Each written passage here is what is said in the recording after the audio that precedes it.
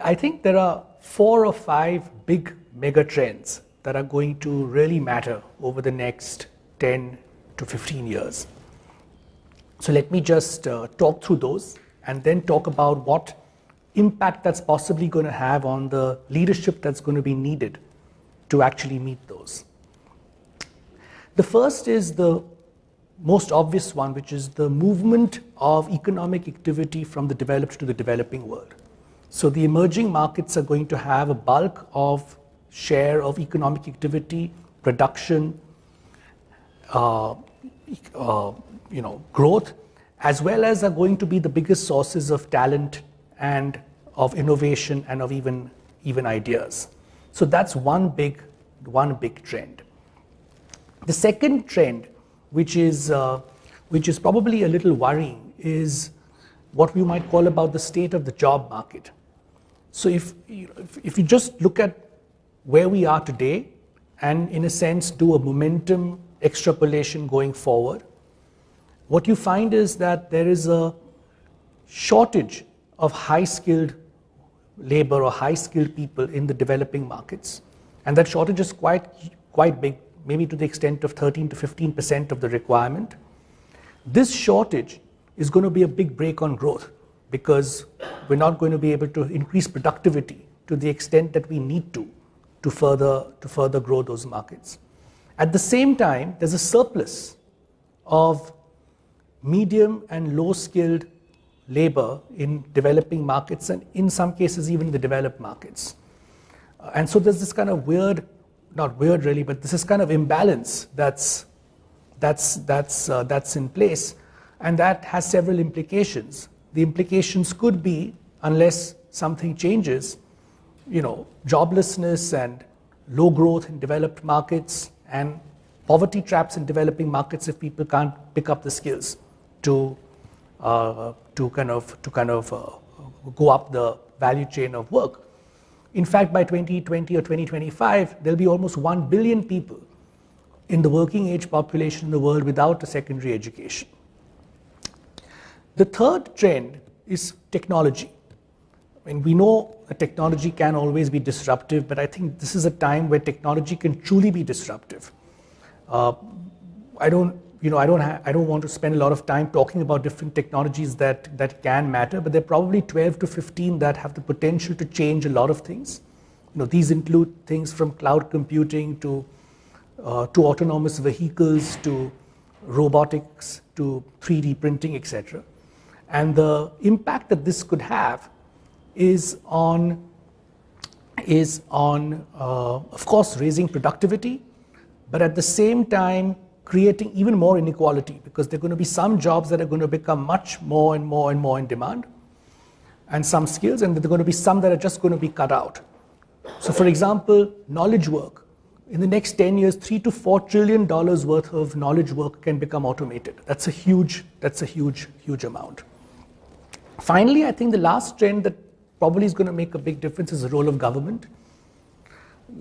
Organizations are expecting governments to play bigger roles in business. Governments are beginning to play a bigger role in business. And I think that's also going to be a big impact, combining that with regulatory and environmental issues. So that's my sense on the 4 or 5 mega trends that are going to make a difference in the next few years.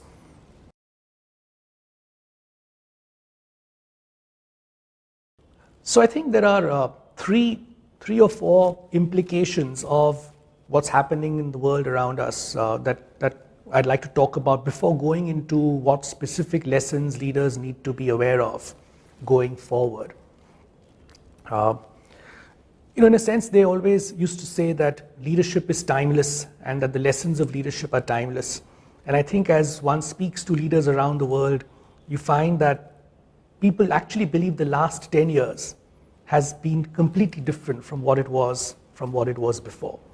And let me talk about three things that I believe will be very, very different and that have a big impact on what leadership is going to need to mean. The first is, of course, it's an age of upheaval. So as I said before, with the movement of economic activity into developing markets, with technology being disruptive as it is, with global emergencies happening on a scale that have never happened before. It truly is an age of upheaval. And that has, of course, implications on how you can lead and how you can manage. So that's, to me, the first one. The second is that the demands, and this is the point that I personally believe is not that well understood, the demands that this places on us, all of us as leaders, individually and personally, is immense and highly underrated.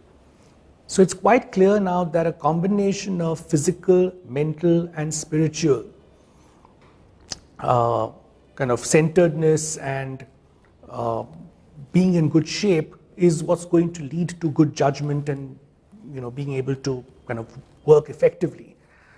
And the strains that the modern world puts on us are such that leaders are literally buckling under. Many years ago, you made an overseas trip and you came back and you had the luxury of probably taking half the next day off to relax and recuperate. That's not true anymore. You're probably going to land up at 2 at night and be in a car by 7 doing a conference call. So that's something that's quite important. The third is decision making under uncertainty. Typically, the way we make decisions is either by gut instinct or based on past patterns, on decisions that we've either made before or seen being made before. Neither of those two seem to work that well anymore.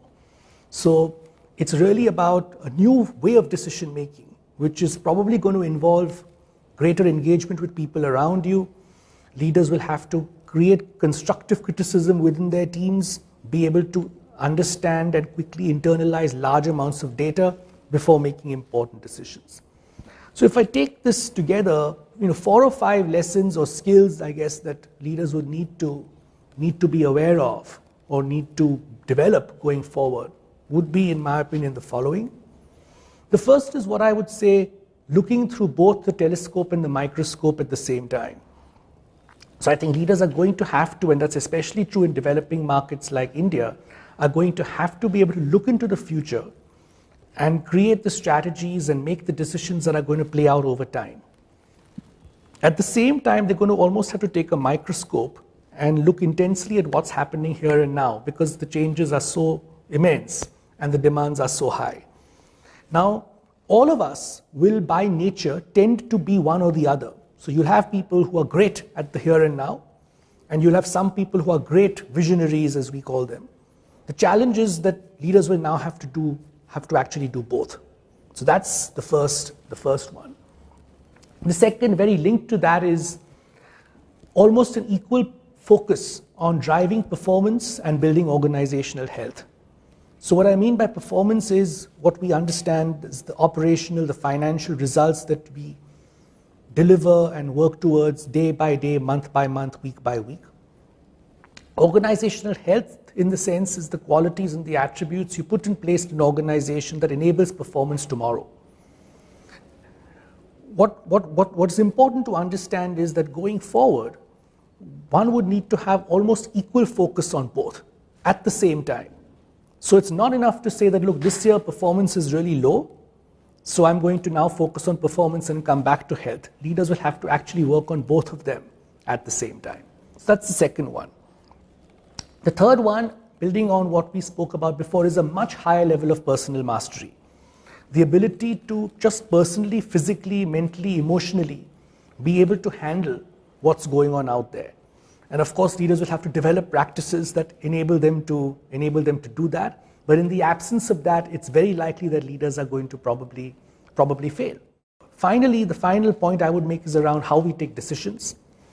How can leaders understand their own personal biases of the culture, the context that they're in, to actually make decisions that are, the right ones.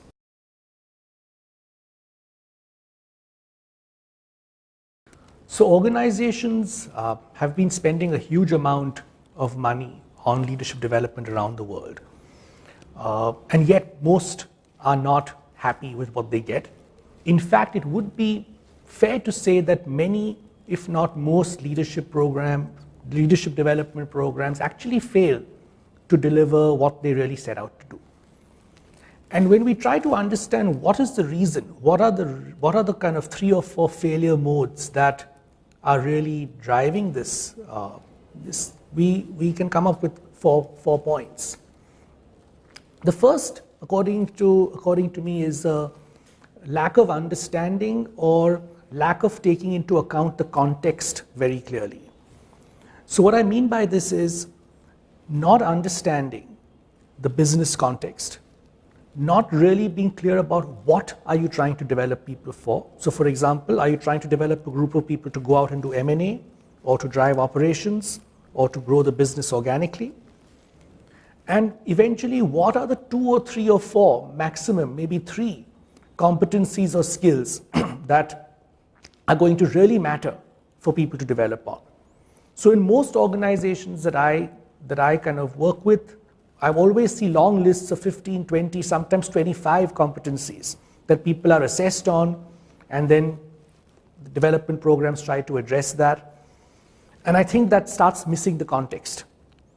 Because the context becomes so important that unless the right diagnosis is done, the right 3 or 4 things are focused on, a lot of it gets wasted and it becomes too diffused. So that to me is the first failure mode. The second failure mode is really around decoupling or delinking leadership development with the business. So I've seen so many organizations who signed up for all sorts of leadership training, from business schools, from providers of training, to field trips. And there are 2 big problems with the way they've actually set it up. The first is that it's not linked to business results. The second is around tying up the different interventions that people are going through and making them make sense for an individual. So I've seen organizations who have coaching, who have training, who send people to business schools overseas, who do breakthrough projects, who have mentoring systems, who send people, for field trips and do social work. But there's nobody actually thinking through how this all links together. And that to me is a big problem. So that's really the second strategy coming out of the second failure mode. The third is underestimating the importance of mindsets. Eventually, it is behaviors of people in the organization that drive performance, and it is mindsets that drive behaviors. We could spend a lot of effort on trying to teach people new skills and exposing them to global trends and best practices. And frankly speaking, I think that has very limited value if the right mindsets are not present in people. And having a technology that can actually diagnose what mindsets are relevant in an organization, what mindsets you want to shift that to, and then using a kind of a robust approach to actually enable those large-scale mindset shifts is quite key. And the fourth failure mode is not measuring results. Not measuring results on 2 dimensions. One is on the personal leadership behavior changes people have actually made, and the second is on business results that they've actually produced as part of the learning journey. So however one does it, having a rigorous measurement approach is really quite important. This of course includes how the leader going through such programs perceives it. It includes the perception of change within the leader from other people around him. It includes the business results that he produces, and then of course the yield of the program, which is as a result of a leadership development program. Can I really say that 10 people who would have taken 4 years to reach a new position can do it in 2 years? So can I really accelerate leadership capacity?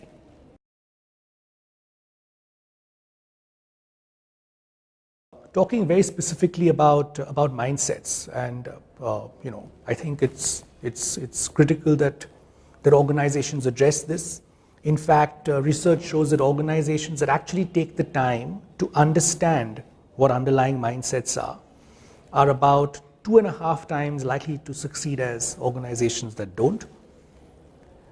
The other thing is it's not easy to understand what the mindsets relevant in the organization are. So if I sit with the top team of a company and I say, what are the limiting mindsets in your organization, people will come up with stuff, and it'll sound reasonable.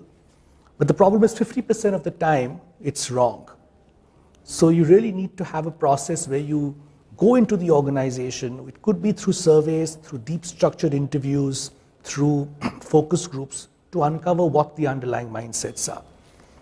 In order to shift people's fundamental beliefs, behaviors, and mindsets, what we find is you need to work on four dimensions. The first is you need to tell me, or you need to tell people, why making a change is important. So why is this important? How does it make sense? What exactly do I have to do if you want me to change? And what do I get in return? So what's the benefit for me? The second is around role modeling. You have to show me. When I see other people behave, do things differently, and they may be my superiors, they may be my peers, they might even be my subordinates, I'm more and more likely to actually do so. So role modeling, how do you set up structurally role modeling in a way that it starts becoming pervasive? The third is you have to encourage me. So what I mean by that is you have to have the systems, the processes, and the rewards that encourage me to behave in the new way. So if you want an organization to become more collaborative, maybe you need to have joint KPIs. Maybe you need to look at processes in the organization that actually kill collaboration and make them simpler. So this is the part of it that's more around the hard wiring of the organization. And finally, you need to teach me. People might not have the skills they need to actually demonstrate the new mindsets and behaviors. So there has to be some amount of upskilling that's done. Now, when these four elements come together, the chance of success of changing mindsets is much higher. If any of these are missing, the chance becomes much less. My experience is that most organizations put a lot of focus on trying to have systems, processes, rewards to change mindsets, and sometimes a bit of communication, although it doesn't cover all the points I just mentioned, but don't really do all that well together. So that's really what I would say in terms of a more scientific or rigorous approach to changing mindsets.